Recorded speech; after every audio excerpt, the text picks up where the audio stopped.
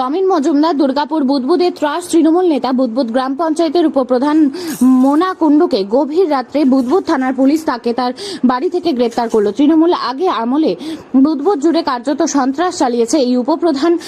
বিরোধীদের কোনো কর্মসূচি করার সুযোগ ছিল না বুদবুদ জুড়ে। শুধু বিরোধী দলের কর্মীরা না, সাধারণ মানুষের তার অত্যাচারের শিকার। তাকে তোলা না দিয়ে কোনো রকম কাজ করা যেত না। যে দিতে রাজি না হতো তার বিরুদ্ধে মিথ্যে মামলায় ফাঁসিয়ে তাকে জেল খাটানো হতো। এই ছিল বুদবুদের চেনা ছবি। অনেক বিজেপি কর্মী দীর্ঘদিন ধরে বাড়ি ছাড়া, স্বয়ম্বর গোষ্ঠীর মহিলা কর্মীরাও তার অত্যাচারে অত্যাচারিত। বুদবুদ থানাকে একরকম তিনি পকেটে ভরে রেখে দিয়েছিলেন। রাজ্যে পালা বদলের পর পরিস্থিতি পরিবর্তন হয়। ভয়ে তিনি বাড়ি ছেড়ে পালিয়ে যায় এই অত্যাচারী তৃণমূল নেতা। ওত পেতেছিল বুদবুদ থানার পুলিশ।